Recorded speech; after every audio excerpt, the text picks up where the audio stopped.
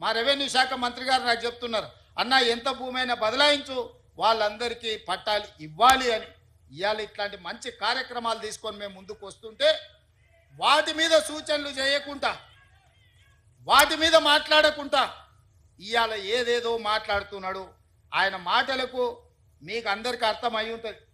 అధికారం కోల్పోవడంతో విచక్షణ కూడా కోల్పోయింది. ఏం మాట్లాడుతున్నాడో, ఎందుకు మాట్లాడుతున్నాడో నాకైతే అర్థం కాలే. 10 ఏళ్ళు మీరు ఉన్నారు, 10 ఏళ్ళు ఏలినరు, నిరుద్యోగుల ఉసురు పోసుకున్నారు, మీ ఉద్యోగం వాళ్ళు ఊడగొట్టారు.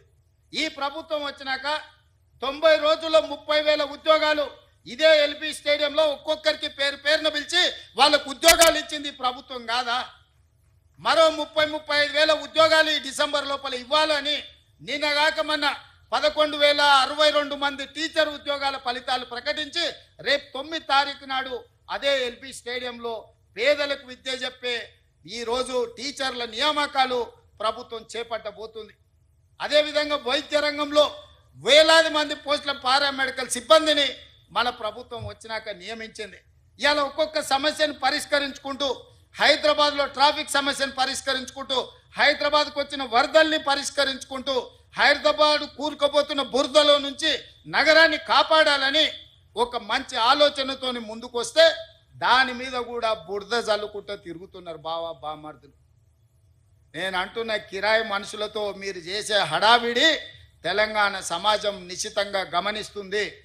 ఇవాళ పేదలకు అన్యాయమైందని ఏడుస్తున్నారు కదా. ఈ తెలంగాణ రాష్ట్రాన్ని దోసుకున్న నిధులు మీ పార్టీ ఖాతాలో 1,500 కోట్లు ఉన్నాయి. ఒక 500 కోట్లు తీసి ఆ మూసీలో మునిగిపోయిన వాళ్ళకి పంచిపెట్టండి. మీకు అధికారంలోకి రాకంటే ముందు తొడుక్కోవడానికి చెప్పులు కూడా లేవు కదా. ఈరోజు 1,500 కోట్ల రూపాయలు మీ పార్టీ ఖాతాలో ఉన్నాయి. అది ఎవరి సొమ్ము? తెలంగాణ ప్రజల సొమ్ము కాదా?